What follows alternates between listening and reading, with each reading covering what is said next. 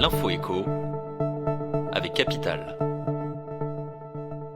Le chiffre du jour, 31,7%, c'est le pourcentage des personnes testées entre le 17 et le 23 janvier qui ont été infectées par le virus de la Covid-19. C'est le plus fort taux de positivité atteint depuis le début de la pandémie en France, un indicateur influencé par un ralentissement du dépistage et la progression du taux d'incidence qui, à l'échelle nationale, s'élève à 3736,4 nouveaux cas positifs pour 100 000 habitants en 7 jours. On monte même jusqu'à 5318,7 contaminations pour 100 000 habitants à La Réunion, 5040,5 en Haute-Garonne ou encore 4608,6 dans le Rhône.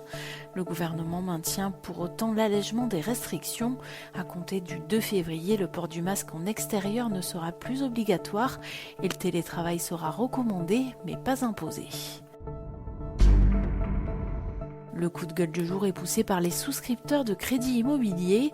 Ils ne pourront pas encore changer d'assurance de prêt à tout moment, comme l'avait pourtant décidé l'Assemblée nationale. Les sénateurs ont dénaturé la proposition de loi de la députée Patricia Lemoine en l'amputant de son article fondateur. Les parlementaires de la Haute Assemblée ont renforcé le dispositif actuel, jugé équilibré et satisfaisant. Il permet à tous les ménages de mettre fin à leur assurance à chaque date d'anniversaire du contrat, mais aussi à tout moment durant la première année de souscription. L'espoir n'est pas définitivement perdu pour les emprunteurs, puisqu'une commission mixte paritaire se tiendra en février et pourrait aboutir à un consensus entre les deux assemblées. L'info pratique Capital, le livre Les Fossoyeurs du journaliste Victor Castanet a de nouveau mis en lumière des situations de maltraitance dans des établissements d'hébergement pour personnes âgées dépendantes, des EHPAD. Souvent, le choix de cet établissement peut être une source d'inquiétude pour le résident lui-même et ses proches. Capital a interrogé plusieurs spécialistes pour connaître les critères à regarder en priorité.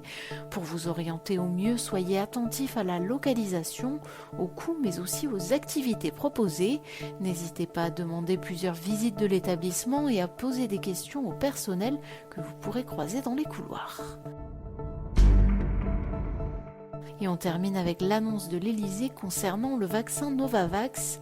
Emmanuel Macron a annoncé jeudi que les territoires ultramarins recevront en priorité ce vaccin sans ARN messager, qui peut être une réponse à la résistance à la vaccination qui touche certains départements.